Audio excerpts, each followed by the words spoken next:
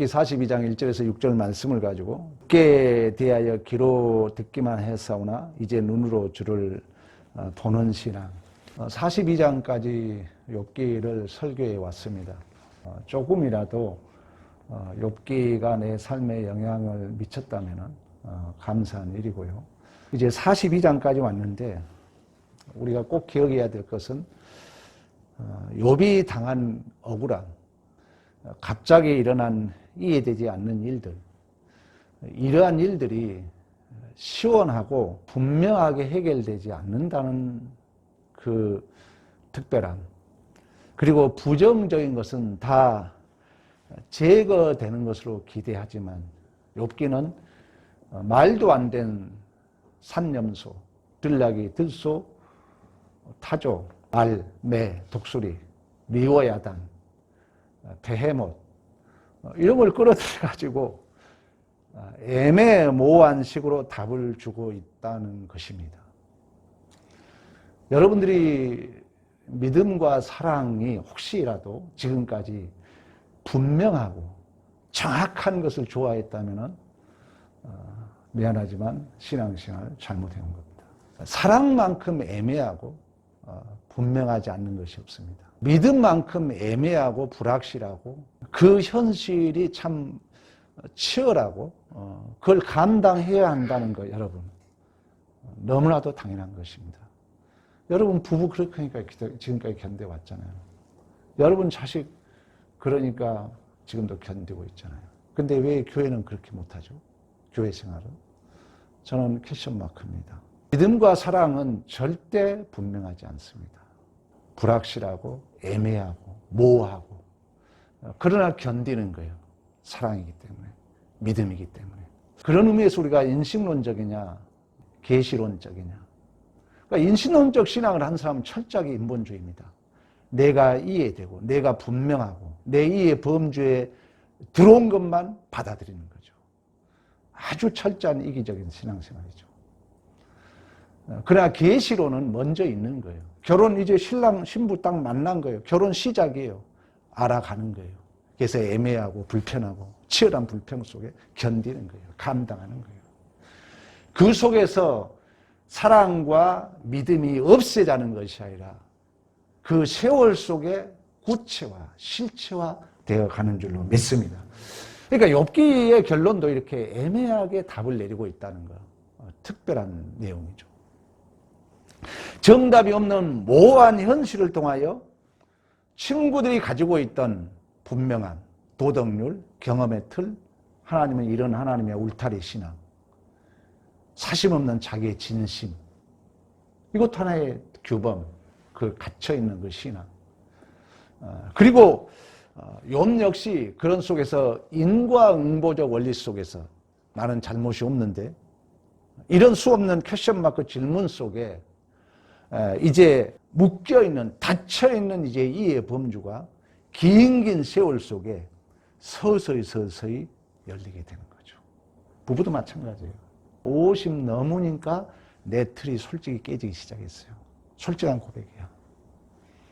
욥기를 설교하면서 가장 많이 내 마음이 열렸어요. 이제 다 받아들이게 되는 거예요.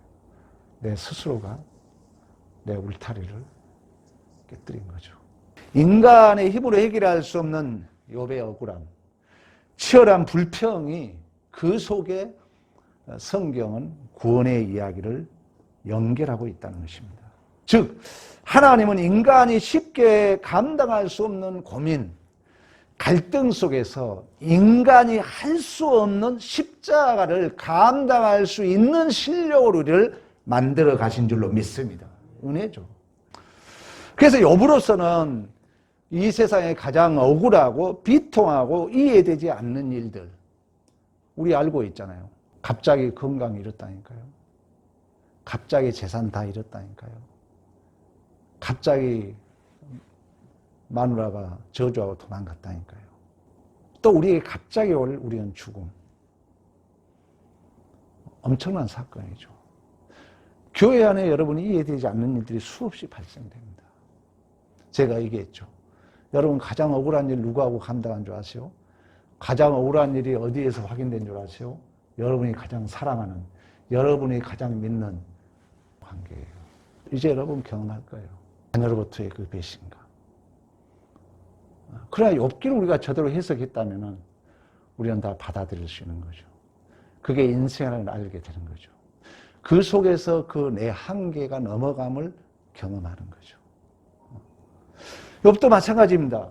있어서는 안 될 그의 삶의 그 사건들, 정황들, 그리고 베헤못, 하마, 리오야단, 악어, 거칠고 길들여지지 않는 큰 이 괴물, 도대체 이러한 것들이 왜 내 인생에 있어야 하는가?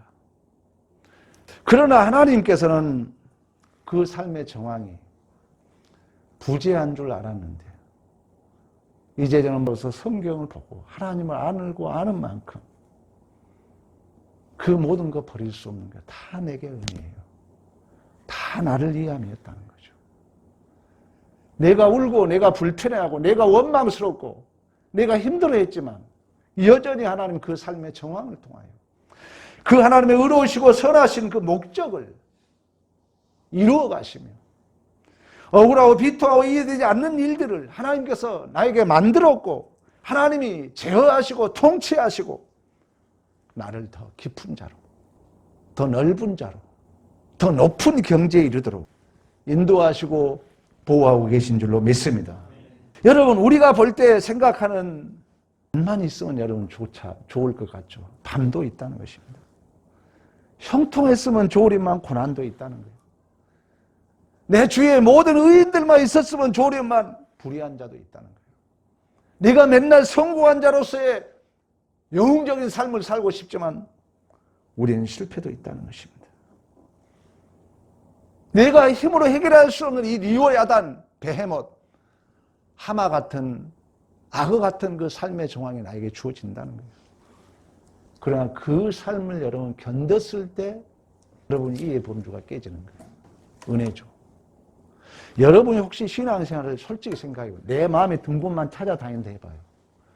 그 사람은 무서운 사람이에요. 내가 이해되고 내가 설득되는 것만 내가 인정한다 해봐요. 그 사람이 어떤 사람? 그 사람이 인물이죠. 아니죠. 지난주에 여러분 설교 기억납니까? 나이가 먹으면서 인간의 가장 고급함은 뭐냐? 억울한 걸 견디는 거예요. 그러려니 하고 참아주는 거예요. 그게 인생이에요. 임혜진 씨가 70년대 국민 여동생으로 인기를 얻었고 연예인 수입 1위였다고 그럽니다. 임혜진 씨가. 근데 어느 순간 이제 나이가 들면서 주연에서 조연으로 밀려나는 거예요. 항상 자기는 주인공이니까 어디 촬영장에 가면 자기가 제일 늦게 오는 거예요. 모든 사람이 자기를 기다리고 있는 거예요. 그 주연 배우는 그런 대우를 받는다고 해요. 근데 어느 순간 자기가 먼저 와서 기다려야 되는 거예요. 그 현실을 감당할 수 없더라는 거예요, 처음에는. 그런 현실을 겪으면서 이제 서서히 자기 자신의 이해 범주가, 자기 자신의 이해 울타리가, 자기 자신의 한계가 뛰어넘는 그 자리에 이르게 되었다 그러더라고요. 그러니까 지금 나이가 먹었어도 이제 주연이 아니라 조연으로서 성실한 삶을 살아갈 수 있는 것처럼 우리의 인생도 마찬가지라. 욥은 지금 당장 답이 없는 고난을 감당함으로 자신의 한계를 뛰어넘는 내 생각보다도 내 이해의 범주보다도 하나님은 더 크다는 것을 깨닫게 되는 것입니다. 그래서 장장 42장까지 여러분 계속 우리 설교 들어왔잖아요. 내가 다는 고난이 이제 깨닫고 나니까 손해가 아니고 억울한 일이 아니었다는 것. 이건 하나님의 백성만이 깨달을 수 있는 거예요. 우리 예수님처럼 억울한 일 당한 적 어디 있습니까? 근데 그 위치, 그 아들, 그 대장부, 그 청지기, 그 주인공만이 세상의 억울한 일을 감당할 수 있다니까요. 너 알고 있냐? 너가 바로 그런 자라는 거죠. 우리가 그런 자라는 거예요. 얼마나 복입니까? 남이 할 수 없는, 남이 질 수 없는 짐을 우리가 지고 있다니까요. 부정적으로 생각하고 왜 내만 졌냐고 원망 불평하겠죠. 그러나 진실로 복음을 아는 자는 내가 지고 있다는 것이 복이며 자랑임을 깨닫게 된 줄로 믿습니다. 욥이 그렇게 그 위치에 온다는 거예요. 욥이 이제 그 위치에 온 거예요. 42장까지 애매하고 도대체 이게 뭐야? 막 이 답이 없는 그 삶을 질질 끌고 42장까지 오는 거예요. 왜? 하나님의 목적하심이 있기 때문에. 여러분도 그러잖아요. 여러분 이제 나이 50, 60 넘어가니까 이제 다 이제 통하잖아. 안 돼요, 여러분? 되잖아요. 2절, 그래서 주께서 못하실 일이 없으며 무슨 계기신 일이 못 이루실 것이 없는 줄 안다. 그때는 왜 하나님이 이런 일을 나에게 주셨죠? 이해 안 되고 본인은 받아들일 수 없는 일이었지만 이제 세월이 흐르고 나니까 주님께서는 못하실 일이 없고 무슨 계획이신지 못 이룰 것이 없다. 무지한 말로 이치를 가린 자가 누굽니까? 내가 깨닫지 못한 일을 말했습니다. 스스로 알 수 없고 헤아릴 수 어려운 일을 내가 말했습니다. 여러분 이제 그런 이치가 와요. 아직 30, 40, 50 넘어도 아직 그런 위치에 안 온 사람이 있겠지만 이제 나이 먹어가요. 봐봐요. TV 보다가도 옛날 우리 부모에게 내 자녀에게 못했던 게 오버랩 되면서 눈물 나요. 어떤 사건 보면서 나는 목사로서 여러분들에게 더 못했던 것이 오버랩 되면서 아파와요, 마음이. 오늘 욥이 어떻게 보면 그런 고백을 하는 거예요. 이제 세월 지나고 감당하고 나니까 주님은 다 할 수 있어요. 주님은 못할 것이 없어요. 그렇다면 못할 것이 없는 그 하나님이 나에게 그 고난이 줬다는 뭔가 뜻이 있잖아요. 내가 무지한 말로 말했어요. 내가 깨닫지 못한 말을 했어요. 내가 스스로 헤아리지 못한 말을 했어요. 내 손으로 내 입을 가리나이다. 우리의 신앙의 경지예요. 그 목적을 가지고 우리를 인도하고 있다는 것입니다. 하나님께서는 안 계신 곳이 없으시며 못하신 일이 없으므로 여러분 실패를 하나님이 방관하지 않았다는 것입니다. 여러분들의 불의, 여러분들의 아픔, 슬픔, 하나님께서 여러분들의 억울함 외면하지 않았다는 거예요. 붙들고 있었을 뿐이에요. 왜? 그걸 감당했을 때 하나님의 목적하심이 이루어지기 때문에 하나님 붙들고 보고 있을 뿐이에요. 그래서 그때는 눈으로 못 봤다는 거예요. 이제 세월이 흐르니까 그 주님이 보이는 거예요. 이제 주님이 내 존재를 이끌어간다는 거예요. 이제 우리 주님이 우리 교회를 이끌어간다는 것이 여러분 보이지 않습니까? 보이는 거죠, 이제는. 베드로가 얼마나 열정적인 제자입니까? 주님 오게도 같이 가고 죽는데도 같이 가고 주는 그리스도의 살아계신 하나님이라고 고백했던 베드로죠. 그러나 주님을 저주하면서까지 3번 부인합니다. 실패, 자기 절망이죠. 힘들었을 거예요. 그러나 이제 나중에 예수님이 그 부인했던 그 분위기를 만들어놔요. 여러분 인생 살아가 보면요, 다 이렇게 오버랩 또 이렇게 깨닫게 항복시켜 갑니다. 우리의 삶을. 여러분들이 경험할지 모르겠어요. 저는 그걸 철저하게 경험하거든요. 하나님은 살아계신다는 거예요. 하나님은 지금도 내 모든 존재를 이끌어 간다는 거예요. 말씀을 듣는 자는 해석이 돼요. 듣지 않는 자는 답이 없는 거예요. 그래서 말씀을 듣는 자리에 있는 게 중요해요. 그래서 이제 베드로가 그런 이제 고백 속에, 부인 속에 이제 예수님께서 다시금 그 정황을 오버랩 될 수 있는 정황을 만들죠. 불을 펴놓고 생선을 구워놓고 바요나 시몬아 내가 나를 사랑하느냐 물어요. 3번씩이나 물어요. 성경에는 베드로가 근심했다 그래요. 근심하면서 이제 그런 부인 저주하면서까지 그런 낙심 절망 있어서는 안 될 일들을 겪어오면서 이제 결국 자신의 한계를 확인함으로 내가 상상하고 내가 이해하고 내가 할 수 있는 나만큼의 세계에서 이제 하나님께 자신을 묻는 거죠. 그러니까 그 자신의 한계가 넘어가는 거죠. 그래서 베드로의 고백이 뭐냐면 이제 주님이 나를 압니다. 주님이 나를 알잖아요. 주님이 나를 안다는 것은 그 과거의 모든 삶이 주님이 부재하고 없는 것 같아서 부인하고 저주했지만 주님은 그때도 다 보고 있었다는 거예요. 그때도 주님은 나를 눈동자같이 지키고 계셨다는 거예요. 이제 이 믿음이 항복된 이후에는 베드로의 삶이 뒤집어집니다. 우리의 삶도 마찬가지예요. 말씀만 들었었던 그 하나님을 눈으로 볼 때는 우리의 존재는 분명히 변할 줄로 믿습니다.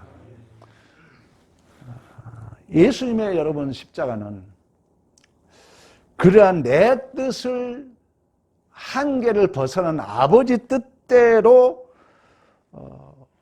온전히 내가 감당할 수 없는 한계를 넘어서는 그 모습을 구체화시키신 분이 이제 예수 그리스도의 십자가 사역입니다. 그래서 예수의 십자가를 이해한다는 것은 신앙의 중심입니다.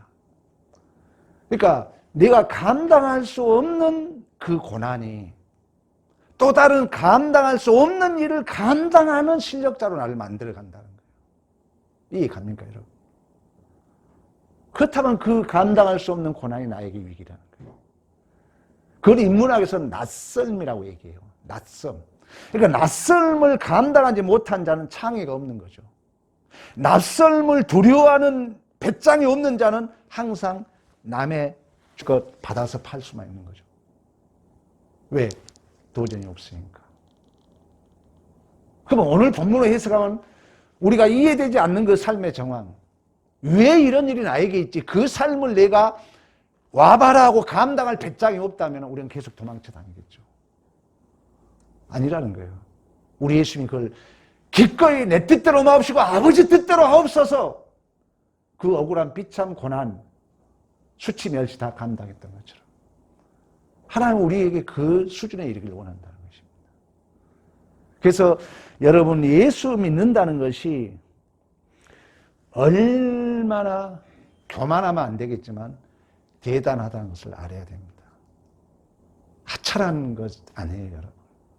예수 믿는 게 대충 뭐 너 좋고 아니에요. 좀 우리가 깊이 생각하면 예수 믿는 것은요, 너무너무 고귀하고 대단한 줄로 믿습니다.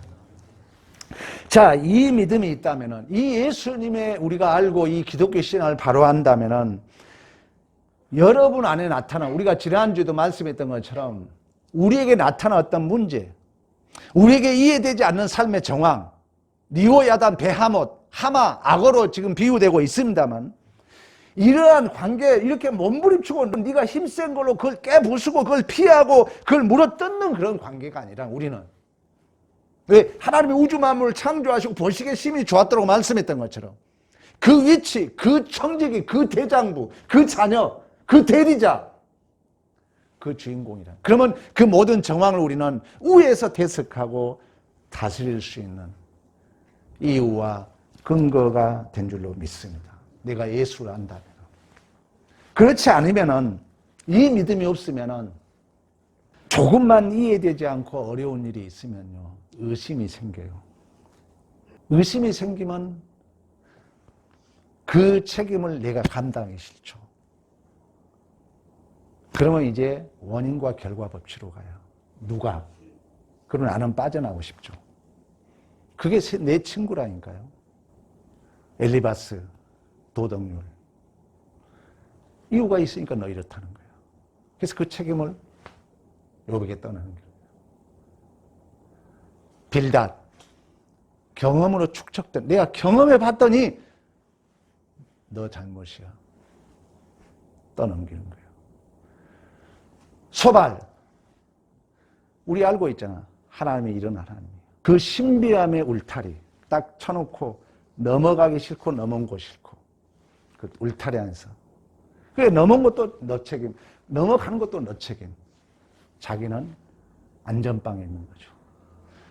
나중에 엘리우, 사심 없는 진심. 우리 진심 얘기 많이 하잖아요. 그리고 창조의 질서를 끌어오지만 그것도 하나의 자기 틀 안에 규범된 틀로 너 때문이야. 너가 잘못했기 때문에. 그 못마땅한 그 정황이, 갑작스러운 이해되지 않는 정황이 나를 키우고 나의 한계를 넘어서는 은혜의 파편임을 믿음으로 받아들이지 못하면 우리 모두는 엘리바스, 빌닷, 소발, 엘리우 신앙에 빠질 수 있다는 거예요. 그래서 모든 것들이 이제 원인과 결과 법칙으로 가는 거죠. 그러나 여러분 부부를 그렇게 살아봐요. 벌입니다. 자녀와 그런 관계를 살아봐요. 벌이에요. 모든 걸 원인과 결과로 자녀하고 따질 거예요? 인간관계를 여러분 그렇게 살아봐요. 그 사람 친구 한 사람도 없습니다. 우리는 그 선을 넘어서야 돼요. 손해봐도 감당해 주는 거예요. 저 친구가 짜장면 안 샀어도 나는 짜장면 살 수 있어야 돼요. 우리가 가지는 복이죠. 기독교인만이 가질 수 있는 특권이죠. 욥기에서 하고자 하는 이야기입니다. 예수님께서 고난을 통하여 인간의 가치가 하나님께 있다는 사실을 구체화했듯이 이제 욥의 삶도 이제 서서히 욥이 그런 얘기 했잖아요. 그가 나의 가시는 길을 아시나니 그가 나를 단련한 후에 내가 정금이 되어 나오려고 말씀했던 것처럼 모든 복이 하나님께 있음이 욥의 삶 가운데 구체화되는 거예요. 이걸 우리가 믿음이라고 그러는 거죠. 그 삶의 정황까지 하나님 우리를 포기하지 않고 타협할 수 없기 때문에 우리가 힘든 거예요. 자, 내가 편한 자리만 도망쳐 다닐 수 있어요. 내 이의 범주만 찾아다닐 수 있어요. 그러나 하나님은 그렇게 타협하지 않는다니까. 붙들고 있어요, 우리를. 여러분 교회에 솔직히 마음에 안 들 때 많잖아요. 도망가고 싶잖아요. 천만에 하나님이 붙들고 있어요. 그래서 우리가 고난이 있는 거예요. 그 고난이 그냥 나의 유익이라니까요. 욥기 해석이야. 성경 해석이라고요. 여러분 욥은 우리가 이미 출발해서 알고 있잖아요. 욥은 여러분 1장 우리 2장 온전하고 정직하여 하나님을 경외하며 악에서 떠난 자요. 항상 그러했다 그래요. 온전하고 정직하여서 하나님을 경외하며 악을 떠난 자, 욥 같은 자가 세상에 없다고 하나님이 칭찬합니다. 근데 그렇다면 욥은 하나님을 한 번도 예면한 적이 없었다는 거예요. 여러분 나름대로 신앙생활 열심히 잘하고 있잖아요. 근데 우리에게 이해되지 않는 일들을 경험하게 되거든요. 그러면 우리의 신앙은 당장 의심이 생기죠. 왜 하나님 나를 이렇게, 왜 하나님 안 계시나? 하나님 나를 사랑하지 않나? 이런 의문을 생길 수 있다는 거죠. 그래야 이제 그것은 답이 없는 거예요. 견딜 수밖에 없어요. 그래서 내 울타리 깨질 수밖에 없어요. 깨질 때까지 끙끙 앓고 가는 거예요. 어느 순간에 깨집니다. 그때 이제 말씀만 들었었던 하나님을 눈으로 보게 된 줄로 믿습니다. 그래서 욥이 그 고백을 하는 거예요. 오늘 본문에. 내가 말씀만 들었었더니 눈으로 보나이다. 그러므로 내가 스스로 거두어들이고 티끌과 재 가운데서 회개하나이다. 이 고백은 내가 당한 고난이 하나님이 외면한 일로 생긴 재앙인 줄 알았는데 알고 보니 하나님께서는 나를 축복하시고 또 다른 방법이었다는 항복이자 고백이죠. 옛날 그 개척했을 때 어려운 일들이 오버랩이 돼요. 참 못 모르고 저는 개척해가지고 이 집사람이 금석이 났잖아요. 저 학교 다니잖아요. 방법이 없잖아요. 돈이 어디서 들어올 데가 없으니까. 그러니까 솔직히 여러분 200에 20짜리 방, 500에 20짜리 방 10년 넘게 살았어요. 화장실도 없고 부엌도 없고. 이제 그런 삶이 그때는 힘들었어요. 우리 동기들이 지금도 그런 얘기해요. 목사님 그때 전기세 못 내가지고 같이 내로 갔다는 얘기예요. 냉장고가 고장났는데 살 수 없는 거예요. 그래서 동기 목사 카드 빌려서 사고. 그런 삶이 어떤 면으로 있었기 때문에 우리 동기 중에 우리 교회가 여러분 아세요? 제일 든든하다는 거. 제 자랑이 아니에요. 그 고난이 있었기 때문에 그 고난을 감당한 만큼 어쩌면 저는 내 울타리가 깨졌다는 거예요. 그래서 지금 저도 얼마 전까지 큰 소리 치고 지금도 물론 아직도 저의 부족함을 많이 깨닫습니다만 그 깨달음과 고난의 이중구조, 고난이 센 만큼 깨달음이 크고 내 문은 더 넓게 열려가고 있는 거예요. 이 신비함, 욥기가 우리에게 말씀해주고 있어요. 이제 이런 신앙이 내가 정립된다면 어떤 못마땅한 어떤 억울함, 어떤 고난도 이제는 배짱이 있는 거죠. 그래, 와봐라. 그래, 내가 한번 감당해보자. 뭐 두려워요, 여러분? 뭐가 두렵냐고요? 이제 그런 그 믿음과 용기가 생겨 하나님은 더 큰 일을 맡긴다니까요. 하나님은 더 큰 일을 맡겨요. 그래, 거기서 우리가 한계를 못 넘으면 우리의 신앙은 정체될 수밖에 없습니다. 엘리야가 바알 선지자 450명, 아세라 선지자 850명을 승리하잖아요. 근데 이제 승리하고 돌아오는데 이세벨이 죽이려 합니다. 그러니까 도망을 가요. 도망가면서 어쩌면 뭐 저 같은 얘기가 될지 모르겠지만 저도 어려울 때는 하나님이 왜 나를 안 도와주지? 그때는 깨달음이 없으니까. 그러니까 내가 병난 거죠. 온 몸이 피부 질환으로 온 몸이 뒤집어졌고 과민성 대장 증후군 그리고 양 어깨는 눌러 짜지. 완전히 그러니까 몸이 여러분 지금은 그렇지만 그때는 하나님이 안 계신 것 같으니까 막 이제 화는 난데 누구한테 못 갚으니까 내 몸이 병난 거예요. 근데 이제 지나고 하나님을 알면 알수록 은혜다. 시간이 가면 갈수록 나는 더 그 은혜가 내 마음에 크게 와닿겠죠. 엘리야가 그랬다는 거예요. 엘리야가 이렇게 바알 선지자 이기고 돌아왔던 이세벨이 죽이려고 그래요. 도망가요. 도망가면서 얼마나 원망이 있겠어요. 하나님, 갈멜산에서 나를 도와주더니 이제 나를 도와준 사람 아무도 없군요.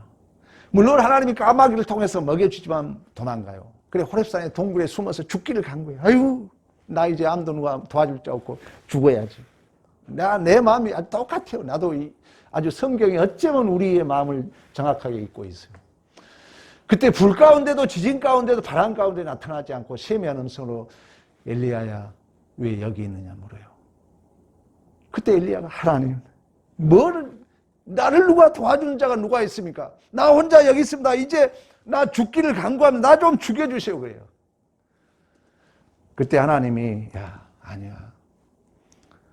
다메섹에 가서 하사엘에게 아람의 왕이 되게 해라. 아람은 여러분들 역사서를 보면은 아람이 그렇게 이스라엘 백성이 힘들게 했어요. 근데 하나님이 그 나라를 보존하고 있다는 거예요. 너 대신 엘리사를 후계자로 삼아라. 아직도 너만 홀로 있는 것이 아니라 바알 선지자에게 무릎을 꿇지 않고 입 맞추지 않는 7,000명이 아직도 남아있다. 하나님은 안 계신 것 같고 안 보이는 것 같지만 어제나 오늘나 동일하게 내 삶을 보고 있고 듣고 있고 알고 있고 눈동자같이 지키신 줄로 믿습니다. 이 항복이 말씀만 들었었더니 내가 눈으로 보나이다. 내가 티끌 가운데 내가 회개하나이다. 내가 이제는 어떤 환경 어떤 조건에 있다 할지라도 그래 주님 붙들고 내가 다시 시작하겠노라. 이 고백이 오늘 욥기의 고백인 줄로 믿습니다. 다윗도 마찬가지예요, 여러분. 다윗이 블레셋 장수를 물리치잖아요, 물맷돌로. 그러니까 여인들이 다윗은 만만이요 사울은 천천히라 고백을 하니까 사울이 시기가 나서 다윗을 죽이려고 합니다. 그래서 이제 다윗이 도망을 가요. 계속 도망을 가다가 어쩔 수 없이 적장을 죽였던 블레셋으로 도망을 갑니다. 블레셋 어디로 도망을 가냐면은 가드로 도망을 가요. 근데 도망간데 발견이 된 거예요.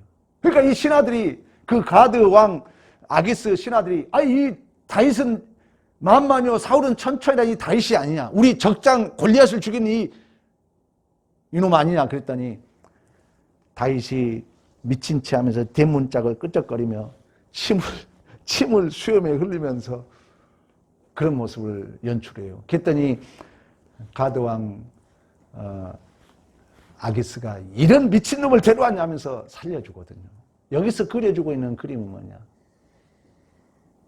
하나님은 여러분, 내가 힘들 때나 내가 성공할 때나 내가 아플 때나 슬플 때나 어떠한 시간 어떠한 장소든지 보시기에 심히 좋았다고 말씀하셨던 그 하나님은 어제나 오늘이나 동일하게 우리를 보호하시고 인도하시고 지키신 줄로 믿습니다.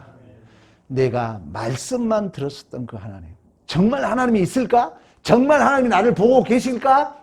정말 하나님이 살아 계실까? 그 하나님 이제 눈으로 본다는 거예요.